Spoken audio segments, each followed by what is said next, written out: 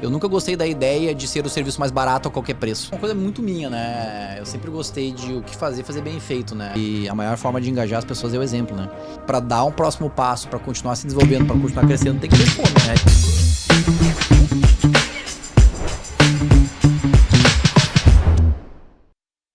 Estamos começando agora mais um podcast da Spread School, esse podcast que tá vindo de uma forma sensacional, já tem vários episódios aí no ar, e hoje a gente tá aqui para gravar mais um episódio, e do meu lado, hoje, Gustavo Herman. Gustavo, bem-vindo.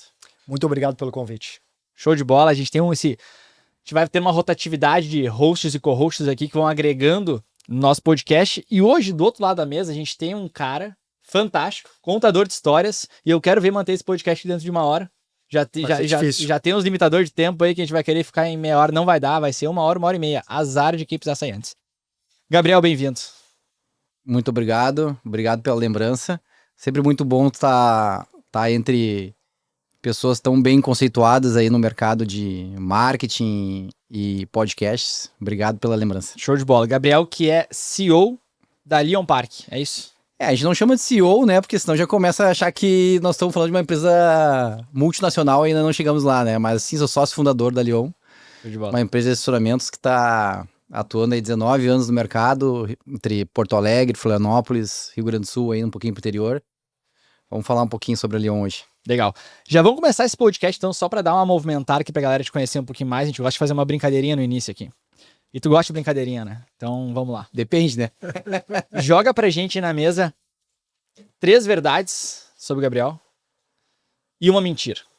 E a gente vai ter que adivinhar qual que é a mentira. O Gustavo com certeza vai adivinhar, né? Vai adivinhar. Conhece a longa data, né? Eu vou deixar tu responder, só tu Ele vai então. ser criativo o suficiente pra trazer algo que tu não conhece. Bora, Difícil, contigo. Verdade, boa. Difícil. Larga 4 tópicos na mesa. 3 verdades, vamos lá. Acredito muito mais em esforço do que talento. Vamos jogar misturado, né? Não vamos dizer o que é verdade e o que é mentira, né? Tenho medo de avião. Poxa. Acredito em sorte. E sou pai de 3 filhos. O Gustavo começou a dar um sorrisinho que já tá claro qual é a mentira. Só se tem informações escondidas aí, Gabriel. Vamos lá. Vamos conversar com a Maite aí, vamos vamos ver essa história aí. Mas eu acho que eu sei, mas vai tu, né? Cara, eu acho que ele não acredita em sorte. Eu acho, tá? Ele falou que acredita em sorte. Eu acho que ele não acredita em sorte. Pela informação que ele passou, ele acredita em sorte. Tá? Porque ele falou que tem 3 filhos. E ele tem 2 filhos. E ele tem 2 filhos. Só se tem alguma novidade que tu quer colocar no ar aí pra nós aí, Gabriel. Precisa revelar agora, não? Revela agora, hein? Revela agora. Não, tenho só 2 filhos. 2 filhos? Só dois. Então, achei que quer dizer que a esposa tava grávida, alguma coisa, ou alguma coisa pior, né, Gabriel? É ruim. Tá, então tu acredita em sorte. Não acredito em sorte. Ah, tu não acredita em sorte. Não acredito em sorte. Será que ele falou que não acredita? Eu ratei? Eu entendi que ele acreditava em sorte. Que ele acreditava em sorte. Ele complicou bastante o nosso início. Vamos complicar, né? Tá bem, então tu tem 2 filhos. A gente já conhece um pouquinho mais do Gabriel. 2 filhos. Acredita muito mais em esforço do que talento. Exatamente. Colocou. É uma coisa que eu falo lá em casa, né? Fica de aprendizado pros filhos, né? O esforço sempre vai vencer o talento. Isso é um pouquinho da minha história de vida também. Boa, demais. A gente tá aqui com esse podcast da Spread School, porque o Spread School, ele é uma iniciativa da agência SPR de Novo Hamburgo, no qual a gente trabalha. O Gustavo aí é um dos diretores sócios. E por apoio da SPR e do Mindset IPO, que é quem tá aqui nos colocando nesse espaço fantástico aqui, que a gente consegue ter essa iluminação, essa televisão, esses microfones. Então, muito obrigado aí ao Vinícius Dutra por apoiar o nosso podcast. Vamos iniciar aí. Quer puxar a primeira pergunta pro Gabriel? Vamos lá. Gabriel, eu conheço o Gabriel já de longa data, né? E eu gosto muito de um podcast, eu não sei nem se existe, mas eu já escutei tantas vezes ele, que é o Na Salinha. E ele começa sempre o podcast com uma pergunta que faz muito sentido pra mim e eu quero te perguntar, que é o seguinte, ó. Gabriel, onde tu nasceu e o que teus pais faziam? Nasci em Novo Hamburgo. Minha mãe é professora de matemática, foi professora rede estadual.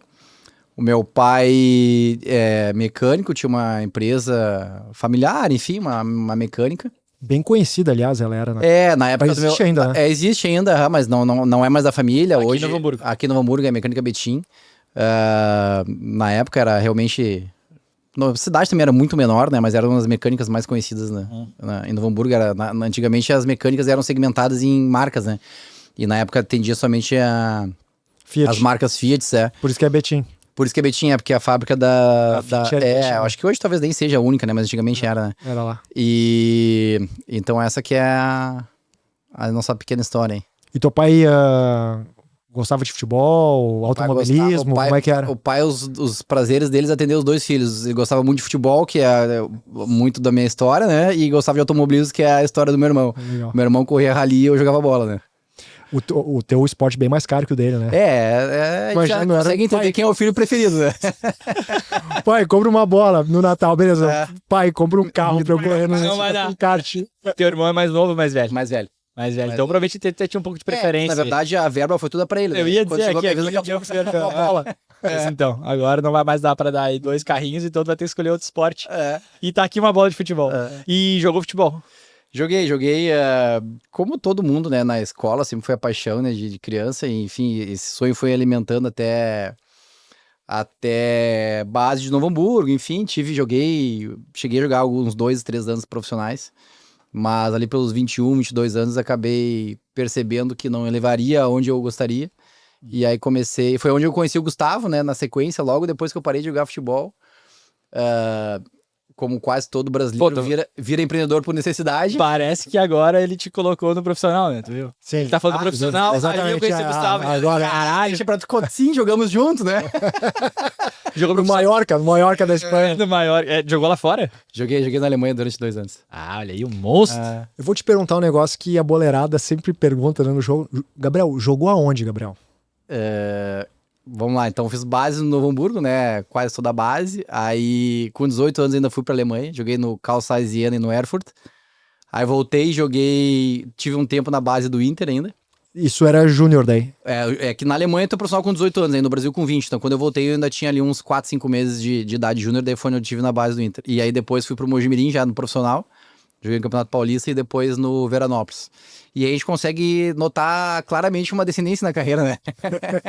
E foi onde eu pensei, cara, vamos migrar para outro lugar, porque, enfim, eu tava percebendo que o sonho de ser um grande jogador de grandes clubes, aquilo ali tava não sendo uma realidade. E, enfim, na verdade, a vida do desportista, ela não é a glória que a gente olha na TV, né? É uma jornada um tanto quanto dolorida. E saí muito cedo também de casa, saí com 18 anos, enfim, com 22, 23, quando eu parei de jogar, via todos os meus amigos, festa, carro, namorada, viagem pro litoral, enfim, eu sempre preso fim de semana e não tinha nunca espaço para lazer, e isso também, na época de juventude, isso pesa muito, né? Muito. E também é uma grande realidade, né? O interior, pra eu que era novo na época, eu olhava para jogadores lá com 35, 37 anos, muitas vezes em final de carreira, numa situação muito difícil. E aquilo para mim era um sinal de alerta que, puxa, não quero isso para mim de jeito nenhum. Sim. E depois acabei levando para vida profissional, né? E para mim é uma regra muito clara. Eu prefiro pagar todo o preço do sacrifício agora enquanto sou novo para depois numa terceira idade, lá no momento de aposentadoria, estar numa situação muito mais privilegiada. Então, a hora de dar o gás é agora, né? Isso é quase uma mantra pra mim. Eu achei fantástico, e tá aí uma mentalidade que a gente tenta ter, e quando a gente conversa, parece que todo mundo chega no mesmo consenso, que faz sentido, mas na hora de botar a pele em jogo ali, daí, cara, não... pagar o preço é difícil. Não, eu prefiro ir pra praia, prefiro tirar esse final de semana, em vez de trabalhar um pouquinho mais, eu vou dar uma descansada, porque eu não aguento mais. O Mano Menezes tem uma história que é parecida com a tua, né? Ele tá no Guarani de Venâncio Aires. E aí ele, no profissional, e aí chega um cara, não sei de onde lá, final de carreira. E o cara era bom, bem melhor que ele. E tudo que o cara tinha na vida cabia no Massaveiro. E ali ele decidiu que ele ia encerrar a carreira dele. Verdade. Cara, se esse cara, que é bem melhor que eu, no final de carreira, tudo que ele tem cabe no Massaveiro, eu vou mudar de vida. E aí ele encerra a carreira dele e vai embora, mais ou menos que nem tu. É verdade. A realidade é essa, né? O futebol no Brasil, hoje já tá muito melhor do que era 25 anos atrás, né? E tu ainda pegou clubes bons, né? Tu pegou o Mojimirim, que era na primeira divisão do Paulistão. Dali saiu vários jogadores. Veranópolis naquela época era muito top no Rio Grande do Sul. Era a primeira divisão, enfim. Eu não passei muita dificuldade. Não morei em concentração, morei sempre em apartamentos, enfim, condições boas. Mas a realidade que tu vê, assim, das pessoas realmente, por exemplo, no futebol gaúcho, no final de carreira, ela não é... Sim, Ela é, muito animadora. ela não é muito animadora. Tá, tu falou que tu conheceu o Gustavo. Onde é que Eu vou tu contar. jogou profissional, é isso? Não, eu vou contar como é que eu conheci o Gabriel. Tu vai aproveitar o podcast pra mentir pra gente. Eu lembro dele 10 anos antes. Ele não lembra de mim, mas eu lembro dele 10 anos antes. 20 anos antes. Eu jogava o campeonato da cidade de futebol e aí a gente enfrentou, chamava de Desp, e a gente enfrentou o Novo Hamburgo. Aí, o que acontece? Foi meu primeiro campeonato, tinha 14 anos, e aí eu jogava lá e eu olhava os caras que eu ia marcar pela estatura e pela cara de mal. Quanto maior e com mais cara de mal, mais eu me preocupava. E aí chega o Novo Hamburgo com um ponteirinho esquerdo. Alemãozinho, uma cara bonzinho, assim, cara de playboy. Eu olhei para aquele cara e pensei, cara, hoje o dia vai ser tranquilo. Hoje é meu dia, eu vou deitar. E eu já chegava, eu disse, vou chegar nele já na primeira, vou acalmar o gurizinho, não vai vir para cima. Quietinho, não falava nada no jogo, bem quietinho. Primeira bola, ele me dá um drible, cara, que eu nunca esqueci. E eu olhei, o que tá acontecendo nesse cara aí? E na próxima ele veio de novo, e de novo um monstro, e eu nunca esqueci daquilo, porque na época eu fazia academia, eu tinha 14 anos, eu fazia academia, então eu achava que eu era bom marcador, mas na verdade eu tava bem preparado, então era difícil, eu conseguia marcar bem. E aí eu nunca esqueci dele, mas depois, 10 anos depois, a gente ficou amigo, porque a gente começou a jogar bola juntos. Quem dá o drible não lembra, né? Não, quem apanha não esquece, Foi só cara. mais um. Foi mais um que ele tinha driblado. Mas, Gabriel, falando nisso, eu queria puxar um assunto contigo, que é o seguinte. Tu é um cara que viveu fora, né, por 2 anos, e depois eu tive a oportunidade de ir contigo lá, visitar a tua região lá e jogar bola lá junto contigo, uns jogos amadores, mas tá contigo lá. E deu pra ver que tu te conectou muito com aquela região. Tu aprendeu alemão, tu aprendeu inglês, tu era amigo dos caras todos, conhecia tudo. Tu viveu uma realidade europeia por um bom tempo, tá? Tu teve as referências mundiais. Tu volta pro Brasil e tu escolhe abrir um estacionamento. De onde veio essa ideia, cara? O que tu viu? Ou tu viu alguma coisa ou foi uma oportunidade que surgiu e tu escolheu abraçar ela? Não, na verdade, como acho que 99% dos empreendedores no Brasil, a gente empreende por necessidade, né? E a minha história foi exatamente isso. Como eu comecei a jogar desde cedo e nunca me dediquei a uma vida acadêmica, quando eu saí do Brasil com 18 anos, eu tinha o 2º grau completo. E saí dali, enfim, fui praticar esporte, enfim, fui viver aquela vida. Quando eu volto já com 22, 23 anos, quando eu paro de jogar, não me vi voltando para estaca zero e começar uma faculdade e percorrer aquele caminho. E aí o meu concunhado na época, que até hoje é meu sócio, o Dr. Geraldo Schuch, ele como médico, ele trabalha e mora em Porto Alegre. Naquele momento, isso foi no ano de 2005, existia um modelo de negócio que tu comprava um fundo comercial, que era um estacionamento, tu comprava do proprietário do estacionamento da empresa e fazia um contrato de locação com o proprietário do imóvel. E aí ele se tinha uma operação... Comprava o direito de operar um estacionamento de um imóvel de um investidor. Do terreno, era no terreno, não era um empreendimento. Tá. Então o que acontecia? Qual que era a regra naquela época? Por exemplo, o estacionamento deixava lá, numa gestão completamente amadora, 5 mil de resultado. Então se fazia na época, não lembro qual que era a Selic, taxa de juros na época, mas se fazia uma comparação, qual que era o rendimento que tu teria no banco e qual que seria o rendimento naquele tipo de negócio, naquele tipo de aplicação. E o Geraldo, na época, já tinha feito 1 ou 2 negócios nesse sentido e estava tendo um resultado legal. Só que ele, enfim, pela profissão dele, ele não operava isso, enfim, ele tinha algumas pessoas que tocavam o negócio para ele e ele queria expandir. E como eu acabei conhecendo ele, a gente fazia pouco tempo que a gente se conhecia, que ele tinha entrado na família.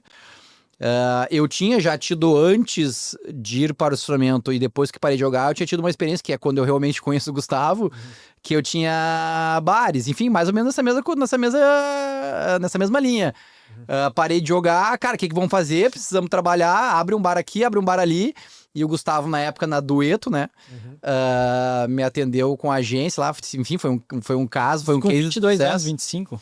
Eu tinha... Foi quando 13, eu acho.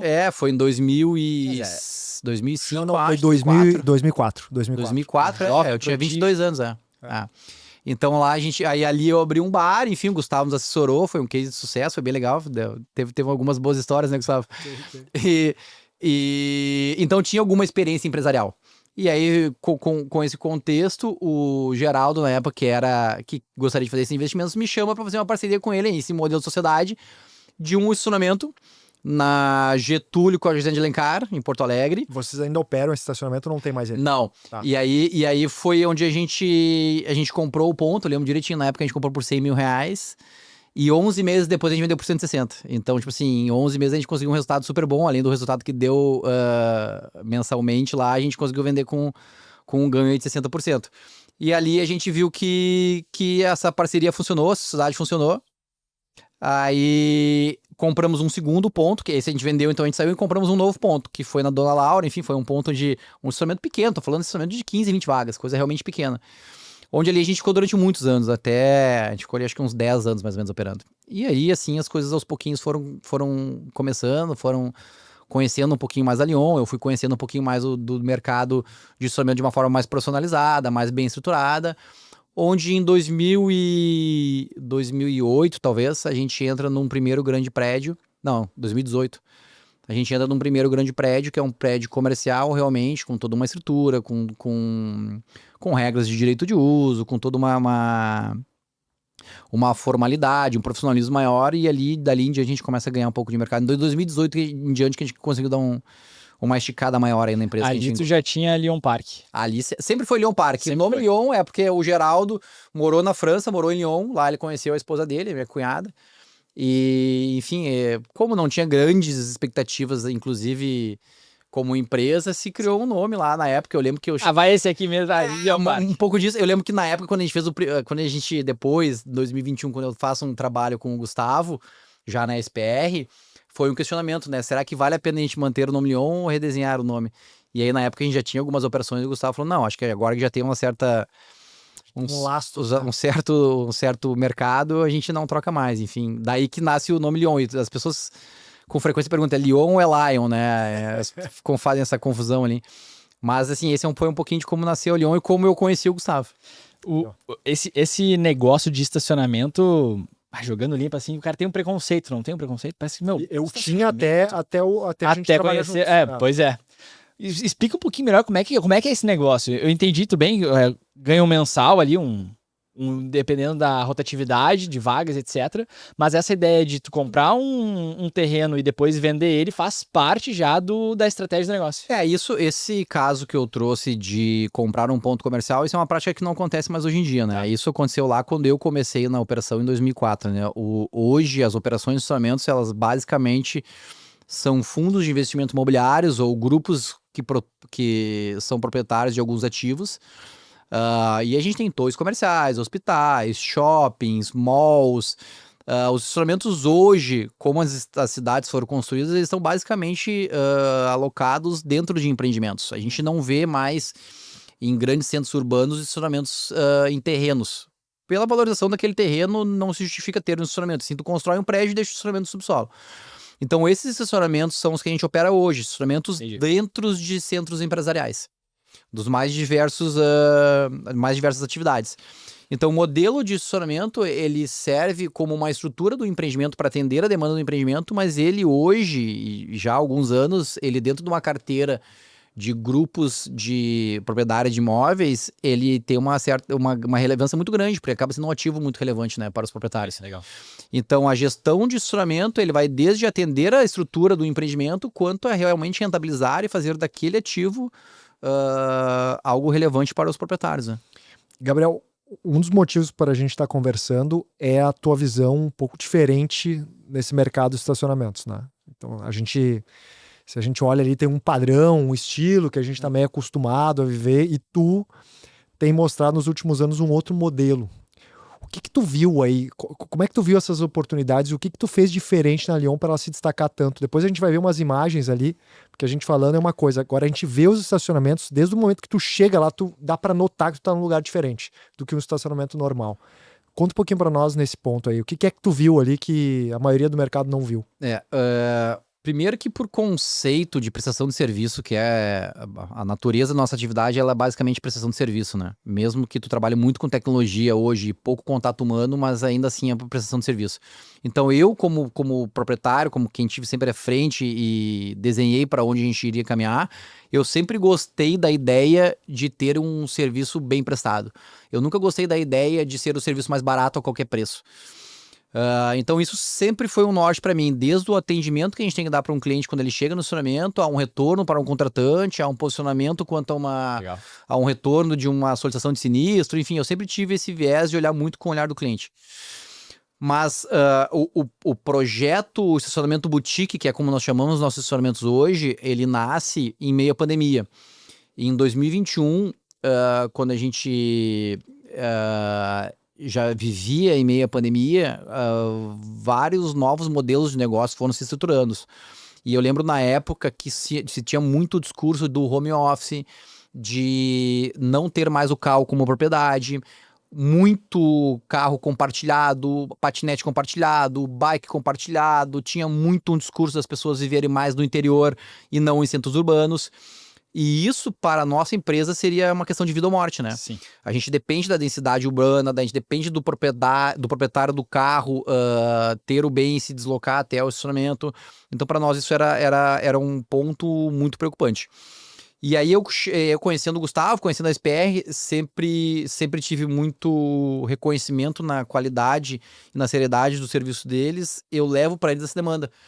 Eu chamei o Gustavo, preciso entender se tu consegue fazer essa avaliação mercadológica que eu preciso para entender para onde que realmente a sociedade vai caminhar. Hoje a gente vive esse discurso na época, né, de que as pessoas vão para o campo, que as pessoas vão trabalhar da praia, que as pessoas não vão mais viver em centros urbanos, que a consulta vai ser via telemedicina, se tinha muito discurso. Isso ainda em 2021. Isso em meio à pandemia de 2021. E o Gustavo aceita esse propósito e monta o time da SPR. Eu lembro que foram várias pessoas, né, envolvidas no projeto. Muitos estão na empresa até hoje. E eu lembro que, enfim, foi um projeto muito complexo, muito completo. Eu lembro que foram 2 apresentações, eu acho, de 85 páginas cada uma, de todo o estudo que foi levantado. A gente levaram bastante case da Europa, tendências, enfim.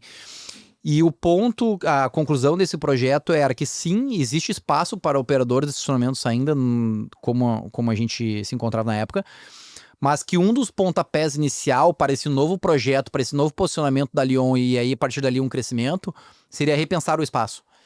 E repensar o espaço, ela era muito voltada para a experiência do cliente, e aí já comunicava, já tinha uma certa sinergia com o que eu entendia como atendimento diferenciado sempre para os clientes.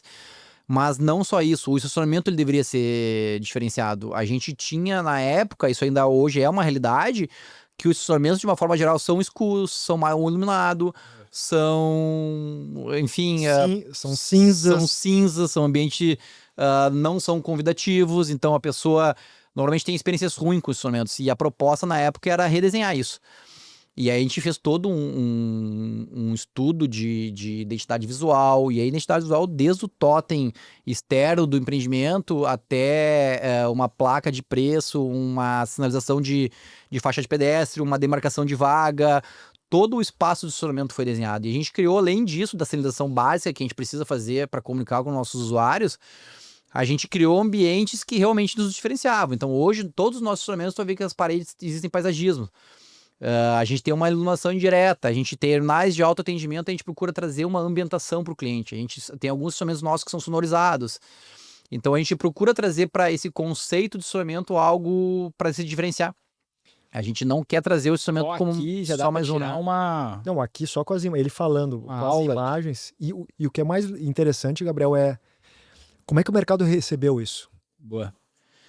O que e o friozinho na barriga para fazer isso. Eu lembro que quando a gente, que é um fato que demonstra o quanto a gente acreditou no projeto da SPR, né? Na pandemia a gente assina um contrato que hoje ainda é uma das nossas maiores operações e que na época então seria um divisor de água para Lyon, que a gente assina um contrato com a Real Empreendimentos e com a Maiojama para fazer a gestão do trem de Pátio 24. E quando a gente assina o contrato, entra a pandemia e lockdown e tudo aquilo, e o contrato assinado eu não podia entrar na operação. E eu já com o contrato assinado comprei toda a comunicação visual do empreendimento. E em meio a isso, o projeto rolava com a SPR. E eu lembro que depois de ter assinado o contrato, aquela situação de lockdown, pode operar, não pode operar, se passou mais ou menos 6 a 8 meses. E eu com toda a identidade visual do empreendimento, um empreendimento grande, são 800 vagas. Todo ele comprado, então é um investimento bem considerável. E quando a SPR apresenta o novo... Eu não sei nem se tu sabe disso, Gustavo. Quando a SPR apresenta toda a nova identidade visual, eu vejo aquele material e disse, não, tem que fazer tudo de novo. Eu não lembrava disso. Então todo aquele equipamento que a gente tinha comprado, a gente descarta, a gente manda fazer tudo novo, tudo do zero. Então toda a identidade visual foi refeita. E respondendo a tua pergunta, como o mercado recebeu, a gente atende a 2 tipos de clientes, né? A gente tem o cliente final, que é o usuário que estaciona o seu carro, que é o mensalista, que é o rotativo. Mas a gente tem um outro cliente que é o contratante, né? Que é o dono do empreendimento, que é o dono do shopping, o dono do hospital. E esse é o mercado que a gente atingiu, que deu mais resultado, né? De uma forma imediata, porque eles começaram a olhar os nossos instrumentos como um instrumento que vai cuidar do cliente dele de uma forma diferente. Então, quando tu vai numa loja, quando tu vai num restaurante, quando tu vai numa consulta médica, tu chega no instrumento e tu vê que o instrumento ele já é muito mais convidativo para o proprietário do imóvel, para o proprietário do ativo, que é o nosso contratante, isso também tem muito valor. Não se trata somente no valor que nós vamos gerar para ele dentro do ativo, mas assim como que nós vamos cuidar do cliente dele. Então, esse redesenho de estacionamento, esse conceito de estacionamento em excelência, estacionamento boutique, ele começa a gerar um resultado. E na época, né, trazendo para números, isso na época que a gente fez esse projeto, a gente trabalhava com 10 unidades, mais ou menos. Hoje a gente opera com 24 unidades e dentro de uma carteira de contratantes muito relevante. Então a gente tem hoje os maiores players, os maiores proprietários de ativos imobiliários de Porto Alegre, do Rio Grande do Sul, de uma forma geral, a gente consegue atender. Então tem uma aceitação muito boa, né? Então eu acredito que esse redesenho da marca, esse posicionamento, essa experiência que o cliente tem dentro dos nossos orçamentos tem dado muito efeito e comunica muito com o que hoje é a nossa cultura, é o pilar da nossa cultura, né? Que é a excelência, né? Desde o discurso que a gente tem com o nosso funcionário, com o nosso colaborador, até o discurso que a gente tem no todo o nosso material comercial. Ele é voltado para isso, né? Para a excelência da prestação de serviço, para a excelência do ambiente. É algo que a gente busca diariamente, né? Para essa galera que tá nos escutando e quer sentir um pouquinho mais, quer encostar no Leon Park, vocês têm unidade aonde hoje? Não é só... Hoje a gente tem unidade em Porto Alegre, em Caxias, em Florianópolis e uma unidade em Novo Hamburgo. Então, Rio Grande do Sul, a gente tem algumas unidades por aí. Então, a galera do Rio Grande do Sul, infelizmente, aí não vai dar para sentir o Leon Park na pele, mas a gente sente, né? Eu acho que o primeiro que eu vi de vocês foi no Center Mall ali de Porto Alegre, uma coisa assim. Anitta Mall, pode ser. Tem mall, tem vários. Tem vários tem malls. Viva Open Mall. Viva Open. Viva Open Mall é perto do Guatemi ali, né? E é impactante, porque tu não tá acostumado com aquilo, né? E tu entra e tu vê um estacionamento bonito, que tu realmente olha assim, tem coisa diferente aqui, tipo assim, parece que não é só um estacionamento, parece que a gente tá super vendendo o Gabriel, mas não é, porque realmente ele tá aqui porque ele tem algo diferente nas mãos, né? Bem bacana. Uma coisa que eu acho interessante comentar, e o meu sócio, né? Nosso sócio, porque a gente é sócio em outros negócios, o Juliano é o fundador da SPR, e o Juliano não conhecia o Gabriel. E o Juliano tem o Gabriel em alta conta. Eu brinco com ele, eu falo, ele acha sempre que é uma brincadeira. Não, não é. E o principal motivo é que se a gente olhar todas as grandes marcas de hoje, em algum momento ele tem um salto de fé completamente diferente do que o mercado faz. E o que o Gabriel fez foi esse salto de fé. Consegue prova por A mais B, Gabriel, que antes de tu implementar tudo, que valeria a pena tu jogar tudo fora que tu jogou e investir em paisagismo na parede, fazer lá as marcações, toda a sinalização, o mercado diria que era uma bobagem, que seria uma perfumaria. Mas como tu prova isso? Tu não prova isso. Tu simplesmente dá um salto de fé, que é acreditar que isso, com o tempo, vai ter resultado. Obviamente que isso não é só uma casca de estética, tem todo um processo por trás, que a gente vai entrar, que sustenta um lugar mais bonito, né? Mais organizado. Mas se a gente olhar todas as marcas, todas as grandes marcas têm esses saltos de fé em vários momentos, que é não simplesmente olhar para os lados, porque se tu olhasse para os lados, né, Gabriel? Ninguém fazia, né? Ninguém fazia. E aí a gente vê, as histórias sempre se repetem. Eles não olham para os lados, eles olham para quem? Para as pessoas, para o contratante, para o cara que tu atende lá. Foi para eles que o Gabriel olhou e deu um salto inimaginável. Agora parece uma coisa até meio óbvia, né? Sim. Mas naquela época não era óbvio. Exatamente. E olha o resultado que se trouxe, né? Então isso eu acho interessante. Por isso que o Juliano adora o Gabriel. fala do Gabriel. O Jean anda nas ruas e as pessoas falam: tu conhece o Gabriel da Leon Park? Não conheço, deixa eu te apresentar. Deixa eu te contar a história. Deixa eu te contar a história do Gabriel. O Gabriel, teve alguma marca, alguma coisa que te inspirou para ter todo o teu posicionamento de excelência, Não, acho que muito pelo...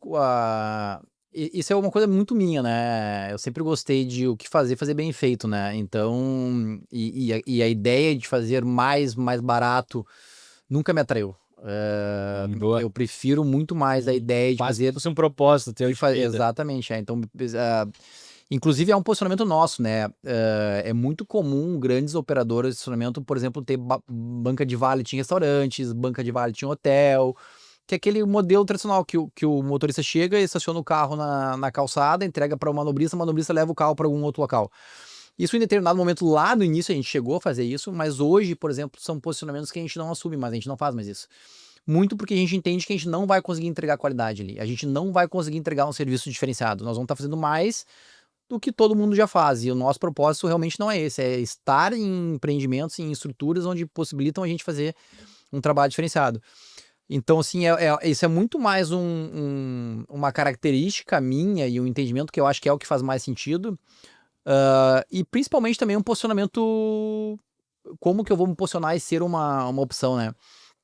E hoje a gente tem grandes empresas, né? Existem hoje o nosso mercado ele está dividido entre algumas poucas grandes empresas a nível mundial e nível Brasil, e existem várias outras empresas pequenas, locais, né, regionais.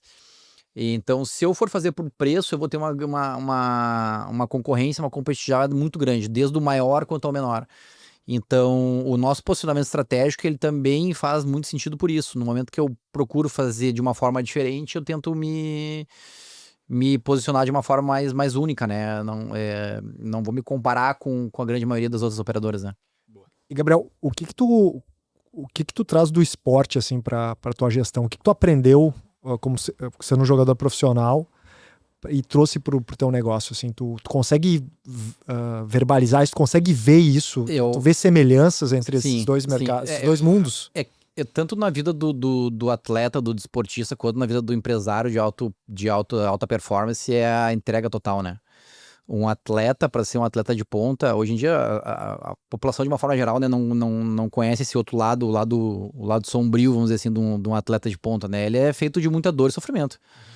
E disciplina, principalmente, né? E principalmente de uma vida chata, né? Se for pegar uma vida de um atleta de 10 anos e passar ali numa velocidade extremamente acelerada num vídeo, tu vai ver que ele vai ser uma coisa extremamente monótona. É a repetição e diária disso, né? Uma disciplina. E a vida do empresário, de alguém que tem uma empresa que busca sempre um crescimento, que busca fazer o correto, que busca ter uma excelência, ela também depende muito de disciplina. Então, tu não pode negligenciar coisas que estão erradas, tu tem que ter uma disciplina absurda com o teu time, tu tem que ter uma disciplina muito sincera com os teus contratantes. Então, a dedicação, eu vejo que a gente tem um paralelo entre entrega total ali do dia a dia no profissional de ponta quanto no atleta de ponta. Muito legal. Tu usou uma palavrinha agora que a gente fala muito dentro da SPR, que é relacionada ao time, né? A gente não vai a lugar nenhum sozinho. Como tu consegue transmitir essa excelência pro teu time? Tem alguma coisa que tu já aprendeu e que a gente poderia jogar pra cima aqui, assim, cara, façam isso que a probabilidade de dar certo é maior? E num mercado que parece que tem uma rotatividade muito grande, né? Como é que tu consegue fazer isso? Como todo empresário, o desafio de gente ele é diário, né? Mas eu acho que a maior forma de engajar as pessoas é o exemplo, né? Então, como eu fui... E pra mim, eu tenho uma certa facilidade nisso, porque como eu fui o fundador da empresa lá há 19 anos atrás e abria e fechava o funcionamento e manobrava e atendia e por vezes lavava carro e fazia tudo que tinha que fazer e era administrativo e financeiro, pra mim é fácil esse exemplo, né? Óbvio que hoje a minha agenda é totalmente diferente do que era lá no início. Mas então eu falo isso pro time e os cargos de liderança hoje da Lyon, eles são preenchidos por pessoas que vieram da base também. É óbvio que não são as mesmas pessoas que começaram, alguns, né? Muitos deles não estão mais comigo. Mas eu acho que a melhor forma de tu engajar o time é dando o exemplo, né? Independente se tu participou da base ou não, tu tem que dar o exemplo. Tu não pode pedir que o teu supervisor lá, que o teu gerente trabalhe 12 horas por dia se tu não vive aquilo também, se tu demora para dar um retorno para ele, se tu não dá o exemplo pro teu departamento RH, se tu não dá o departamento pro departamento jurídico. O exemplo para todos os departamentos eu acho que é fundamental, né? E é um desafio, óbvio, né? A gente tem nossas agendas, nós temos nossos rituais, desde o operador lá na ponta, lá que tem um ritual dele de fazer reunião 1 a 1 com o encarregado, com o líder dele, ao supervisor, ao gerente. Então tem várias rotinas ali, reunião de líderes, enfim, a pauta, cultura e excelência está sempre presente, né? Qual que é o tamanho desse time? Hoje a gente está com 110 funcionários, mais ou menos. É uma galera. O 110, cara. Ainda por mais que a tecnologia ajude muito, né? A nossa cultura do Brasil, ela, diferente da cultura da Europa, por exemplo, ela necessita sempre ter um atendimento presencial, né? Mesmo por questões de segurança, né, das nossas cidades, mas até para ter um atendimento, né? As pessoas têm alguma dificuldade com tecnologia, as pessoas procuram um atendimento presencial, as pessoas não gostam de ser atendidas muitas vezes por e-mail, enfim. Então, todas as unidades, elas têm, pelo menos em algum momento do dia, elas têm atendimento presencial. E isso acaba gerando um time grande, né? E aí tem liderança também, né? Tem pessoas que trabalham em back office, enfim. Boa. Qual é que são os pontos, assim, que tu considera de virada do negócio? Pontos que tu lembra, assim, de, poxa, aqui foi o momento que a gente tomou uma decisão importantíssima. Fora esse, né, da SPR, né? Esse aí Fora esse. O que tu pode levantar, assim, para nós, lembrar de coisas que foram viradas importantes desse negócio para ele chegar onde ele chegou? Eu acho que o primeiro empreendimento que a gente operou, que é o prédio que a gente está até hoje, enfim, que é um prédio perto do Guatemi, o condomínio FK, em 2018, eu acho que foi o ano que a gente começou a operar. Foi a primeira torre comercial, foi a primeira automação de estacionamento que eu implantei. É aquele na esquina do lado do... Entre o Country e o Guatemi. Sim, eu sei qual é que é. Isso. Do outro lado, eu acho que tem um posto de gasolina daí. Isso. Então, ali em 2018, nós éramos uma empresa que operava em pátio de estacionamento, eu não tinha conhecimento de automação, modelos jurídicos dos empreendimentos, meios de pagamento, como fazer todas essas conciliações, enfim, isso para nós era tudo muito novidade. E entrar naquele empreendimento e viver o dia a dia, eu lembro que durante 20 ou 30 dias eu abri e fechei aquele estacionamento diariamente. Que ano é isso aí, Gabriel? Isso em 2018, 17, 18 mais ou menos. Esse é o primeiro empreendimento grande que Esse vocês é o primeiro pegam? empreendimento grande. Tá. E ali nesse empreendimento existem grandes empresas com outros ativos de estacionamentos muito relevantes. Então ali a gente começou a ser conhecido na cidade. E ali foi uma virada de chave que realmente as pessoas nos conheceram. Opa, tem uma outra opção em Porto Alegre. Esse foi um fator assim, que marcou. Eu acho que esse fato da pandemia ali, né, quando a gente fez esse redesenho de marca também foi muito, muito relevante. Florianópolis, para nós também, a gente começou uma operação lá que hoje, em quantidade de vagas, é a maior operação, que é o Square C, é o maior centro multiuso do sul do Brasil. São 1.200 vagas lá, é um empreendimento bem grande. Eu ia te perguntar o que é um empreendimento pequeno e o que é um empreendimento grande. Vamos colocar na tela depois, né? Tem que colocar os empreendimentos. Né? Vamos colocar os empreendimentos na tela. Em quantidade de vagas, o maior que nós temos é o Square, que são 1.200 vagas, né? Hoje a nossa menor operação deve ter em torno de 60 vagas, eu acho, operações pequenas. A média, nós estamos falando de 300, 400 vagas. Então, acho que esses são alguns marcos, né, Gustavo? Acho que o FK lá em 2018, quando a gente primeiro entra num empreendimento realmente com uma estrutura onde possibilita a gente fazer uma prestação de serviço que é o que mais se aproxima do que a gente tem hoje.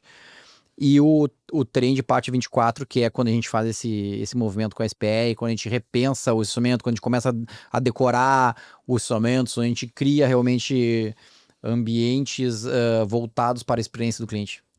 Gabriel, como é que funciona? Quem está de fora tem uma impressão de que a gestão dos estacionamentos, essa relação de quem está fazendo a gestão com os proprietários do imóvel é uma caixa preta.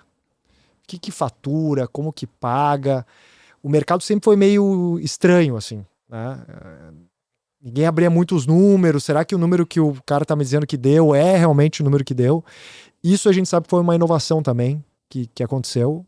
Queria que tu contasse um pouco que não é só uma inovação em termos de serviço, né, estética, mas também nessa relação de transparência com os proprietários. Eu lembro que quando a gente, nesse empreendimento no FK, quando a gente entra, isso em 2017, 2018, a gente não tinha uma tecnologia tão bem estabelecida como é hoje, né? Hoje a gente tem diversos softwares, ferramentas que fazem controle de automação muito mais difundidos hoje. E na época eu lembro que o mercado fazia... Vamos dar um passo atrás para explicar. O modelo de negócio de faturamento, ele rentabiliza o proprietário em 99% dos casos sobre percentual de faturamento. Então, tu vai ter independência sobre faturamento total ou sobre uma receita líquida lá embaixo da última linha, um RLO, enfim.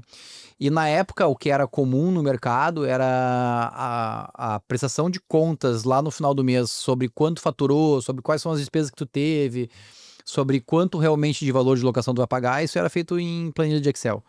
Sim. E um entendimento meu na época é que eu iria me posicionar com uma ferramenta onde eu estaria todas as operações, todas as receitas geradas dentro do instrumento, dentro de um único software. Desde pagamentos rotativos, a contratos assinados de forma digital, a meios de cobrança de boletos dentro dessa mesma ferramenta. Enfim, toda a receita que gira dentro do instrumento deveria estar dentro de um único software. E no meu contrato sempre teria uma cláusula que seria negociável, que o contratante teria o usuário e senha para acessar em tempo real todos os dados que fossem ali transacionados. E isso não era algo muito comum na época. E isso também nos ajudou porque traz uma transparência daí para os contratantes muito grande, né? Traz uma tranquilidade. Por mais que o contratante, por vezes, não tenha que se preocupar em auditar o instrumento, ele sabe que está lá, quando ele precisar, ele pode acessar e pode auditar todo o instrumento. Isso, na época, foi um divisor de águas também bem grande. Eu lembro que a gente conversava com contratantes e com outros proprietários de operações que a gente ainda não operava. E quando a gente trazia essa informação, eles nos traziam um feedback de como era a realidade deles. 99% dos casos recebia prestação de contas em planilha de Excel. E não tinha transparência. Era confiança. O valor da mensalidade era cobrado num software, o rotativo era no outro. Aí o cliente, por vezes, pagava numa maquininha de POS fora do sistema. Por vezes, a cancela não funcionava. Então, a gente junta tudo isso dentro desse mesmo conceito de excelência, né? A excelência não é só no atendimento do cliente, a excelência é na prestação de contas com o teu contratante. Então, a gente tem que ter todas as receitas, tudo muito bem amarrado para trazer a transparência para o contratante. E aí, a gente começa a somar essas peças todas e vai tendo uma satisfação boa dos nossos contratantes, né? Então, é um somatório de pequenos pontos que eu acho que fizeram a diferença. Tô achando legal esse papo aqui, porque tô entendendo que o Gabriel é um cara excelente justamente pela quantidade de excelências que ele falou nesse podcast. Ter excelência como propósito, né? Parece que busca isso em tudo, né, cara? Não importa se é... Né?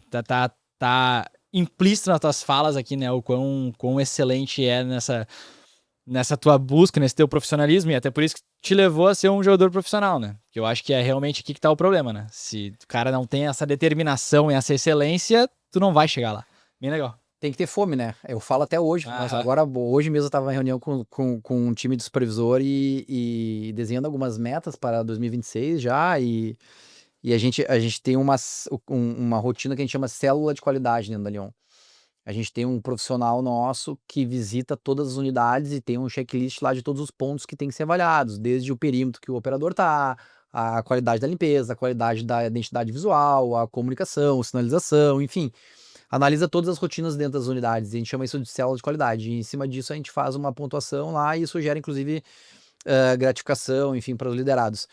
E a gente está desenhando alguns pontos sobre isso para 2026 e a gente estava falando com um time de mais ou menos 8 pessoas, supervisores, falando justamente sobre isso. Cara, 2026 a gente não pode errar dos mesmos pontos que nós erramos em 2025. E eles são pessoas que cresceram junto comigo. Isso para mim também é gratificante, né? Pessoas aí que estão há mais de 10 anos conosco e que chegaram numa realidade e hoje estão numa posição muito melhor. Mas que eu continuo falando, vocês têm que ter fome. Se vocês não quiserem continuar crescimento, tudo bem, é uma escolha de vocês. Mas para dar um próximo passo, para continuar se desenvolvendo, para continuar crescendo, tem que ter fome, né? E é justamente esse paralelo que a gente traz com o futebol, com um né? atleta e com um jogador profissional. Tu tem que ter muita fome. A gente brinca, né? Hoje já numa condição muito melhor que meus filhos têm uma condição já muito melhor do que eu tive como criança.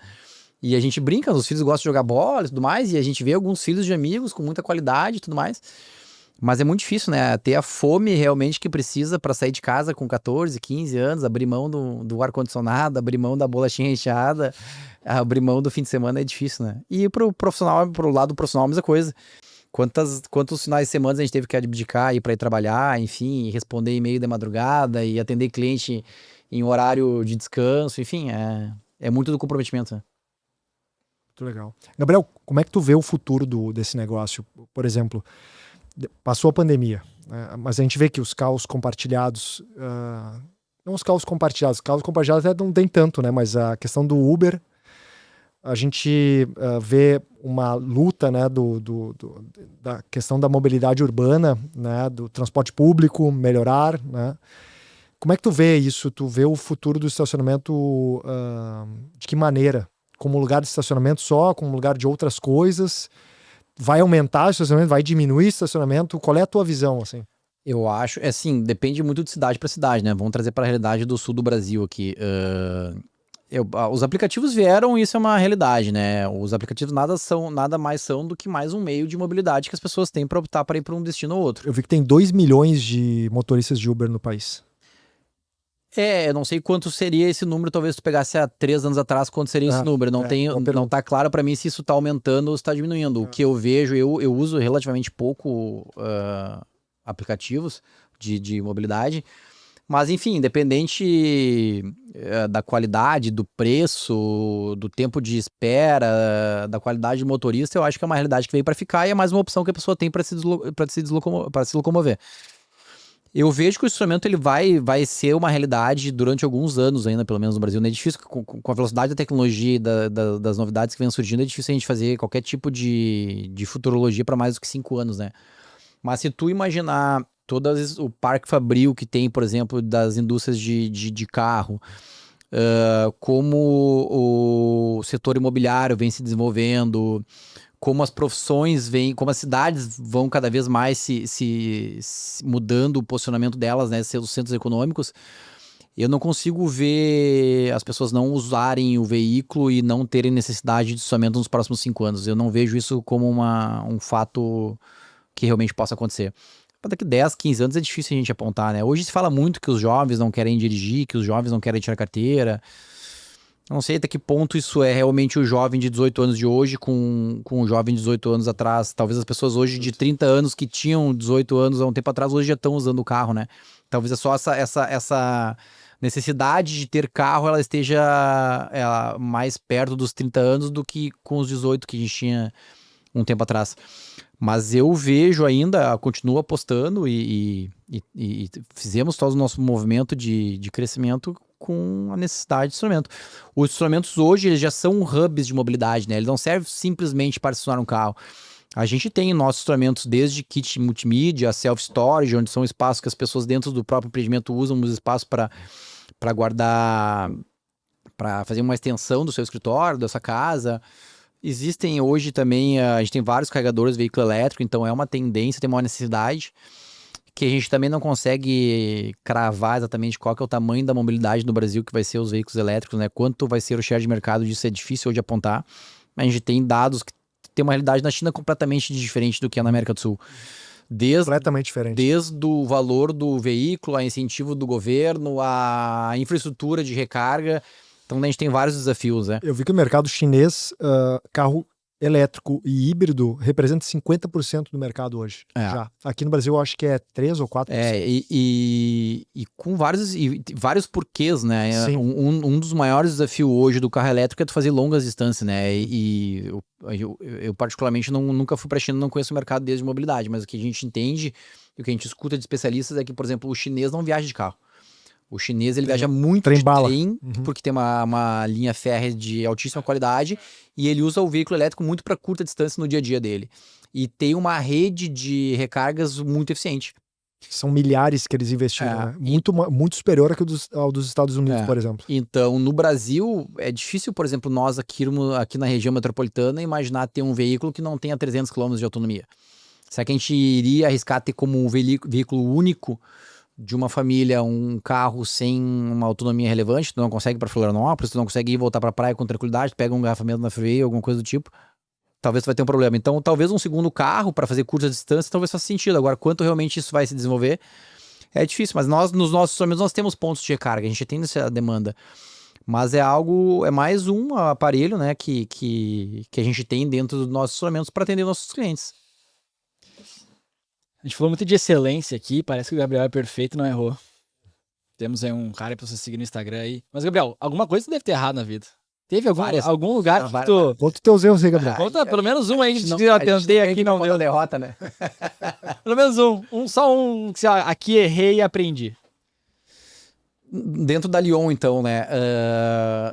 Eu não vou lembrar o ano exatamente, mas em algum momento eu comprei vagas de estacionamentos dentro de um empreendimento, um estacionamento na zona sul de Porto Alegre. Enfim, não vou nem trazer o nome aqui para não causar nenhuma indiscrição. Mas, enfim, eu comprei algumas vagas na planta, eu acho que eram em torno de 50, 60 vagas dentro de um empreendimento que imaginava que o empreendimento ia performar. E na época, muito imaturo, isso eu tô falando de 2015, talvez, alguma coisa assim. Imaginava só que eu teria um instrumento que não pagaria aluguel, né? Essa era meu raciocínio lógico na época, muito inteligente na época, né? E depois fui entender que a Zona Sul de Porto Alegre tem um tempo de maturação muito diferente da Zona Norte, o empreendimento não tinha o porte necessário para ter uma performance tão boa de estacionamento, enfim. Foi um erro que custou algum dinheiro, mas depois a gente conseguiu fazer a venda das vagas, enfim, conseguimos realizar o prejuízo de uma forma até certa suave. Mas foi um erro de avaliação grotesco. Desde então, a gente nunca mais compramos as vagas todas são administradas de outros proprietários. E de uma certa forma, um movimento natural entre as operadoras, mas na época não tinha conhecimento que a gente tem hoje, não tinha mercado para isso, enfim. Foi uma história boa aí do erro da Lyon. O empreendimento depois acabou sendo uma realidade, cresceu. O empreendimento era um prédio, era uma torre comercial e uma residencial. O empreendimento está todo ocupado, mas hoje, olhando para o empreendimento, é um empreendimento relativamente pequeno. Acho que eram 90 salas, mais ou menos, não era um empreendimento tão grande. E na Zona Sul de Porto Alegre, que tem uma precificação diferente, um tempo de maturação diferente, né? Empreendimentos novos, às vezes, levam 2 anos para ser totalmente ocupado e o estacionamento ter uma rentabilidade, porque o estacionamento ele depende muito do empreendimento. Independente da excelência que tu aplique na operação, a gente nunca é atividade fim. A gente depende da performance do empreendimento pra gente ter nossos clientes, né? Então, na época... Hoje o empreendimento, sim, é uma realidade. Tem uma operação de estacionamento orgânica, acho que o próprio condomínio toca. Mas é um erro que eu não vejo cometendo novamente. Gabriel, fora da Lyon Park, onde se inspira, o que escuta, o que faz... Além de brilhar nos campos de futebol, no futevôlei. Eu continuo, assim, a vida pessoal voltada sempre pro esporte, né? É uma terapia. Mas o que eu procuro, assim, hoje para me capacitar, enfim, para me espelhar em pessoas, hoje leio livros de negócio, enfim, mas muito podcast, né? Uma fonte hoje de fácil acesso e que acaba sempre trazendo cases legais e inspiradores para... Além do nosso podcast Spread School, tem mais algum que tu poderia citar, assim, que é fantástico? Eu fiz 2 imersões no G4, né? Vocês devem conhecer, que é uma escola de negócios em São Paulo. Eu fiz 2 imersões lá, que foi bem satisfatório, foi uma jornada boa, enriquecedora. Então eu escuto bastante materiais deles que eles têm lá. Acho que é Papo de Gestão que chamam deles e outros se chamam Extremos. Então são 2 podcasts que eu acompanho bastante. Tu tem 2 filhos, tu falou, né? Qual que é o mais velho? Tem quantos anos? O mais velho tem 10, que é o Vitor, e o mais novo é o Matheus. Então daqui 8 anos, ele vai ter 18 anos. E ele vai escutar esse podcast. Dá uma mensagem pra ele aí que seria fantástico ele seguir aí te escutar. Eu acho que a mensagem é a mesma que eu falo pra eles, que o esforço sempre vai vencer a qualidade. Então, independente de quanto ele entenda que ele tem a qualidade, ele nunca pode abrir mão do esforço. Bem Demais. Essa aí Eu falei que o homem era bom. Esse aí ele já tinha escrito já pra saber que nós ia perguntar, né? Todo dia ele fala assim. Últimas palavras, Gabriel. Gabriel, os próximos passos. Como é que tu vê a Lyon aí pro futuro? Onde é que a gente vai ver pro resto do Brasil? Vamos ficar só na região sul? Fala pra nós aí o que a gente pode esperar da Lyon. Eu costumo falar que eu não tenho o objetivo de ser a maior operador de estacionamento, até porque isso seria dar um tiro na lua muito grande, né? Mas eu não quero ser a maior, eu quero ser a melhor operadora do sul do Brasil. Então, quando a gente falar em operação de estacionamento, eu quero ser reconhecido como ter a melhor operação. Por vezes, não vou conseguir atender todos os contratantes, porque muitos não querem ter uma operação maior, e sim quem pague talvez um melhor aluguel, tenha uma operação mais enxuta, enfim, um conceito diferente. O desafio da Lyon continua sendo conseguir demonstrar para os nossos clientes que operadora de estacionamento não é tudo igual. Que eles podem ter uma opção diferente do que eles estão tendo hoje, e demonstrar isso para os contratantes sempre é o grande desafio, né? Esse é o grande desafio para os próximos anos. Muito bom, perfeito. Esse podcast que só vai funcionar se tu visualizar, se tu curtir, se tu se inscrever no nosso canal. Então fica nosso jabá. Se tu tá aqui até agora escutando o Gabriel falar, escutando a gente falar, te inscreve no canal, curte esse vídeo aqui, porque vai nos ajudar aí a potencializar o nosso negócio, o nosso podcast. E assim finalizamos, então, o nosso Spread School. Gustavo, últimas palavras. Gabriel, muito obrigado. Mesmo de estar te conhecendo há tanto tempo. Foi enriquecedor, aprendi de novo. Espero poder não só jogar bola contigo, mas aprender cada vez mais contigo. Show de bola, Gabriel. Últimas palavras? Não, eu agradeço novamente a lembrança. Estar aqui já é um motivo de orgulho, porque tem gente inteligente olhando o nosso trabalho e reconhecendo o esforço que a gente vem fazendo. Show de bola. Então a gente te agradece esse tempo. A gente sabe que o tempo aí é um investimento escasso que a gente tem e realmente a gente agradece de coração. Então, para finalizar, aí um brindezinho. Opa! E é isso aí. Valeu, Gabriel. Vinho, aqui tem vinho, né? Vinho. Whisky no meu.